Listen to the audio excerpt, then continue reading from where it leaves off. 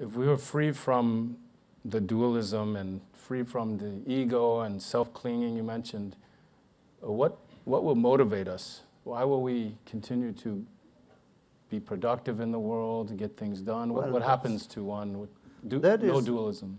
That is just because of you are totally overwhelmed by ignorant, and then greedy,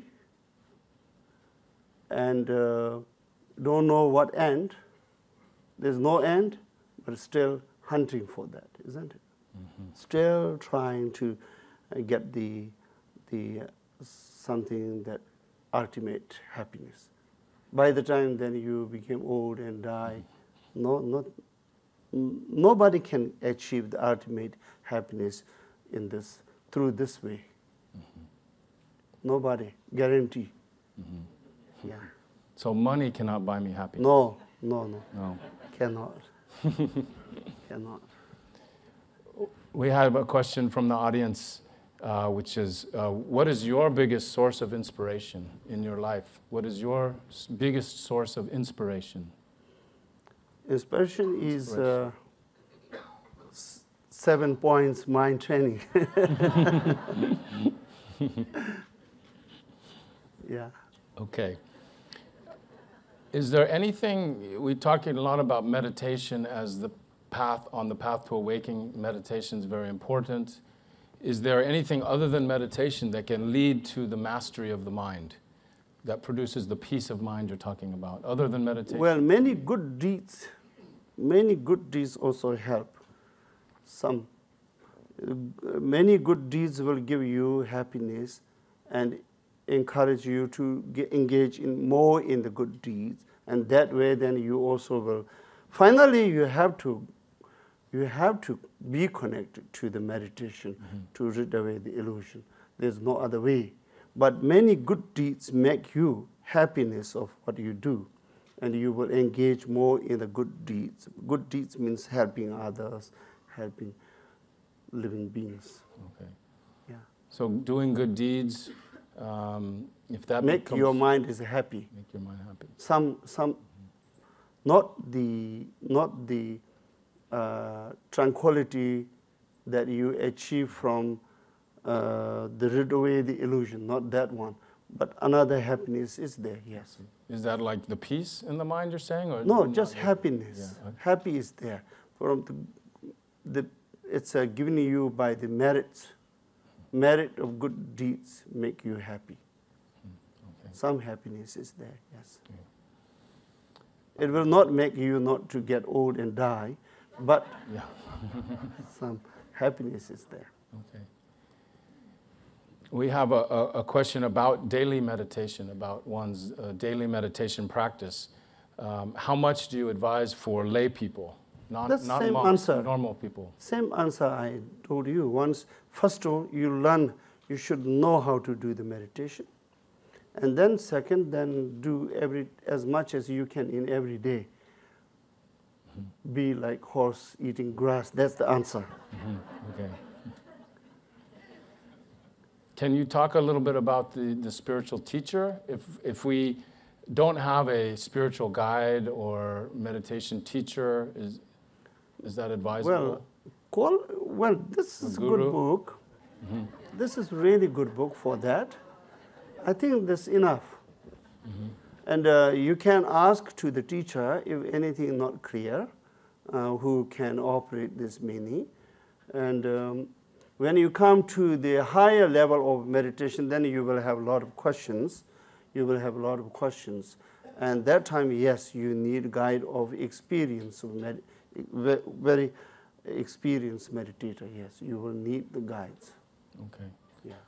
When people are meeting different meditation teachers and different guides, how should we evaluate the teachers? How do we know if we have a qualified spiritual teacher? Well, that part is quite difficult. Yeah, that is one of the most difficult for,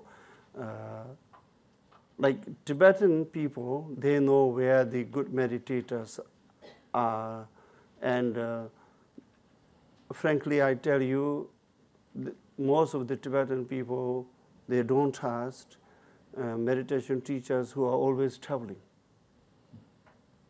they always go to the meditation teachers who live in the retreat, renounced. Then they believe they have experience of meditation, which is quite right. But travelers is out of compassion. Then we teach everywhere. We go everywhere to teach. Of course, one cannot generalize. They, as I told you, they go everywhere and teach everywhere, but at the same time they are doing meditation. That's also there. That's also there. But most reliable are the renounced meditators who live in the isolated area. Then they have the perfect experience. So like Gambopa was the students of Milarepa here, you know. So when one day Gambopa could not see anything, like blind, he became like blind. And he went to see Milarepa with crawling. Yeah? Milarepa is not too far away in a cave, so he crawling and went there. And then he asked this, what happened now? And then Milarepa said, oh, you know, they have a meditation belt to keep the posture properly. So belt was too tight, that's why. You should loosen up the belt, then it will dissipate. Yes, it dissipates. But who knows it? Unless you are very experienced in meditation, you will not be able to guide like that. You cannot recognize the problem. So once you come to the high level of meditation, then you will need meditation teachers who are very high level of meditation too. Yes. But that's gradually. Nothing to worry right now. There's often a question, as this one, about children, about kids. What is a good age for kids to start meditating, and how do you get them to meditate? Kids should not do meditation, they say. Kids will make mistakes. Kids, that's when we were young time, the old lamas discourage us to do the meditation. They say kids should not do the meditation because they will misunderstand and then they will not know how to follow, and then later it is quite harmful to them. They say that. So when you come to age of like 20s, then it's okay for meditation. Or 18 years old is already okay. But nowadays I will say even 16, 17 is okay. But those time kids are slow, mature, so different. Okay. You have to be mature for the meditation, yes. Okay. There's a comment, isn't mindfulness about living in the present moment and not being distracted? Is that what we mean by mindfulness? Living in the present moment, not being distracted.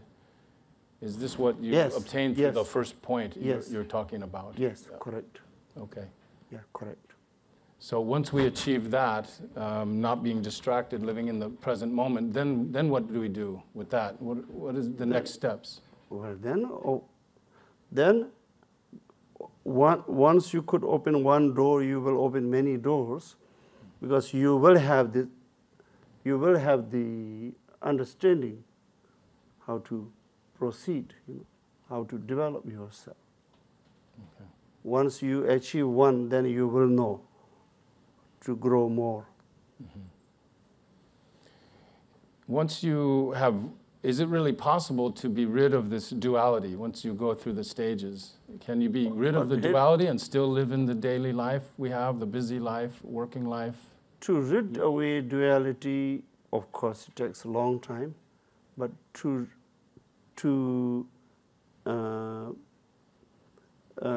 be free from its control, it's after some time you will achieve it, that you can control the duality, dualistic mind. You can control it. But to vanish it means then you are fully enlightened. Okay. But it doesn't mean that you are in coma.